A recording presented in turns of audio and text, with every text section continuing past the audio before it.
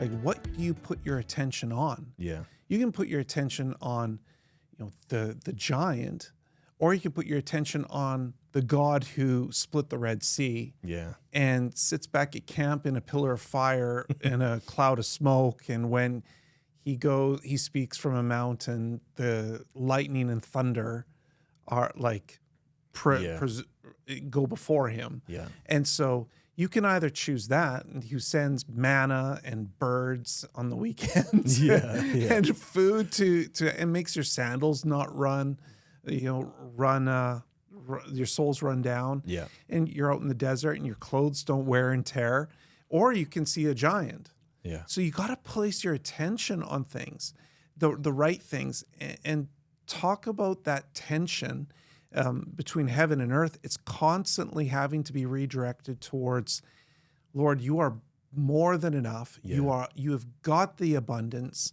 I can see my need, but I see your ability. Mm-hmm. I can see my weakness, but I can see your strength. And you're living within that tension so that you don't become anxious in your Yeah. soul, and your soul doesn't feel the injury of that. It doesn't Yeah. get depressed Yeah. in its encounter, or in the encounter of that giant, because you're going to be feeling, no, I can go after that giant. Like there were two out of 10, 2 out of 12, right? Yeah. So 1 out of 6 that actually had their attention on the right thing, Yeah. Which is wild. which is wild. And they were blessed because of it. Yeah. They were honored because of it. But you have to place your attention on those things. And unfortunately, we put our attention on, in our life oftentimes, like if you ask people, how are they doing? Mm-hmm. They're going to say what? I'm busy. I'm Yeah. tired. Yeah. Oh man, I'm so worn down. I've been feeling sick. I'm feeling just heavy today. Or they've got all these polite cultural ways to Yeah. say that they're not doing well. Okay. Yeah. And I just refuse to go there myself. Yeah. I just refuse to do it.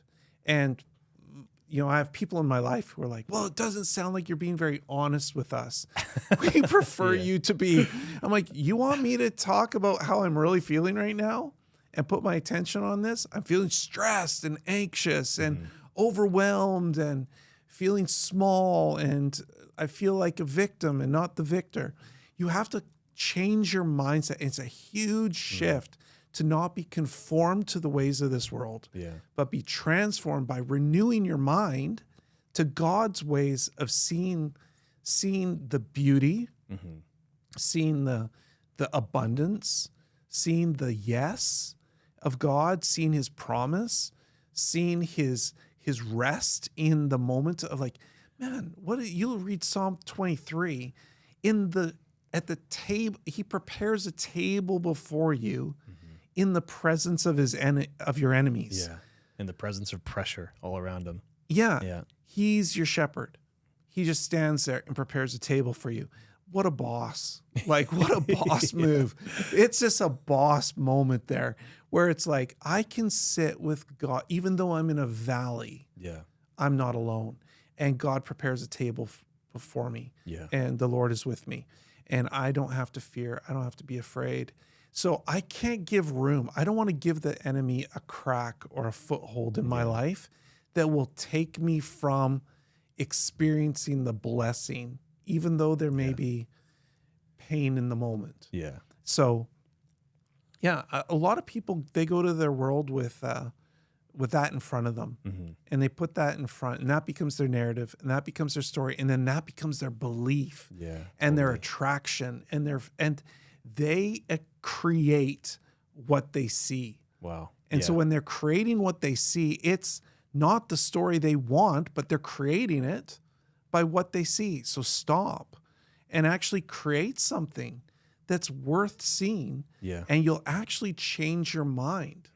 And stop.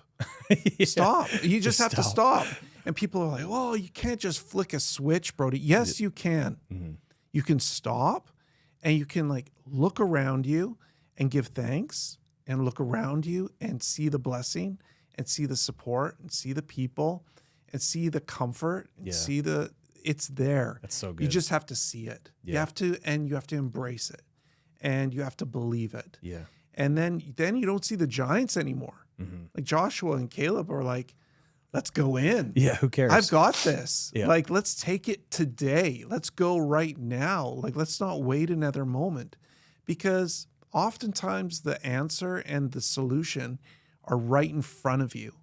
Yeah. And that's what's so tragic when people instead embrace a different mindset, is that the answer and the solution is right there and they can't see it because of the filter that's in front of them.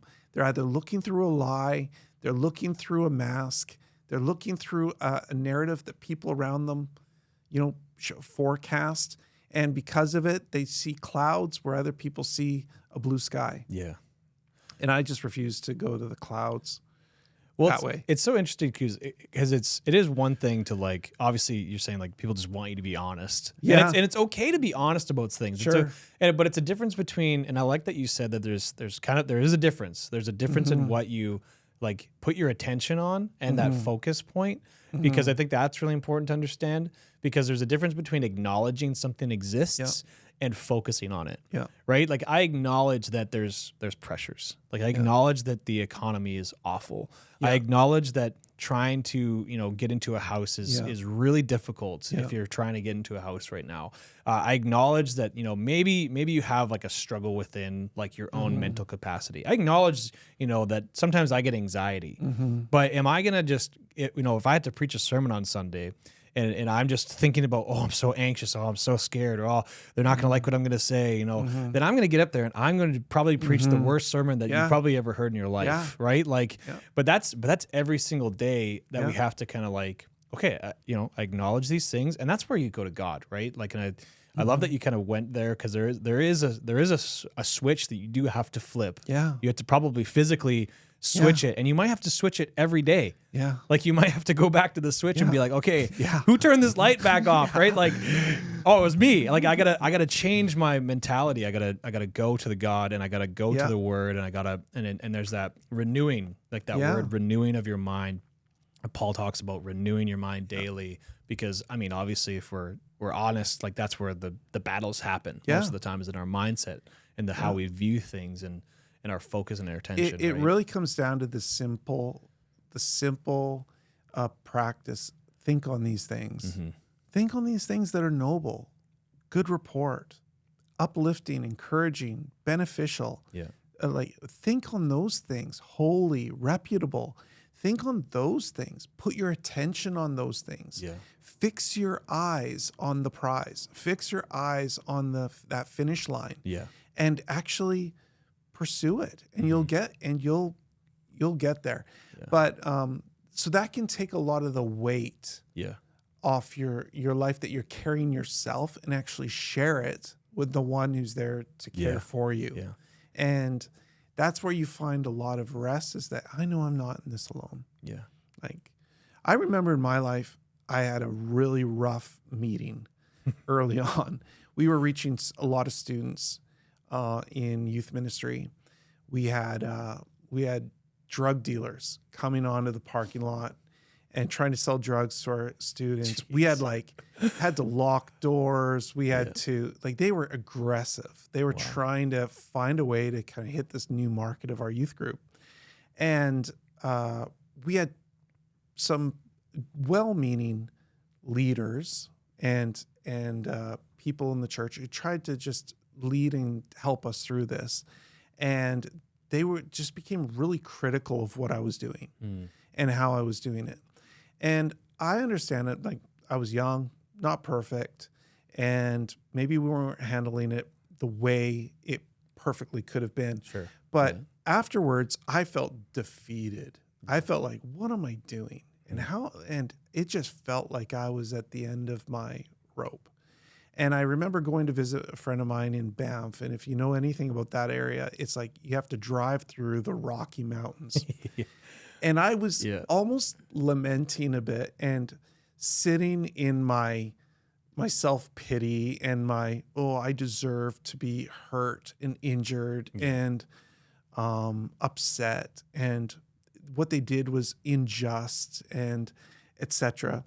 And I was just kind of lamenting, and I'm going through the Rockies, and you just can't help but be struck with the wonder of God. Yeah, it's pretty in that incredible to moment. drive through there. And I was driving, and it didn't take me very long before I hit Banff, and I realized, God, you're way bigger than these people, Yeah. and you're way bigger than this problem, and I can submit to you. I can do my best. I can do what you've called me to do, and then I can leave the rest up to you. So that was a moment in my life where I just learned to release it. Yeah. Release it to God. And I had a great time in Banff, by the way. Yeah. By the way, I really had a great time in Banff and made some great memories. Yeah. And it was awesome. It didn't interrupt my life, and it didn't become my story. Yeah. And it didn't affect my future, which could have been something that would have affected my family and the legacy Yeah. that we're building. It could have caused you to quit. Yeah. Too, right? Like that. I mean, a lot of people would quit for less things. Yeah. And it was just like a little insult Yeah. that got under my skin and started pulling me down, and it became an anchor.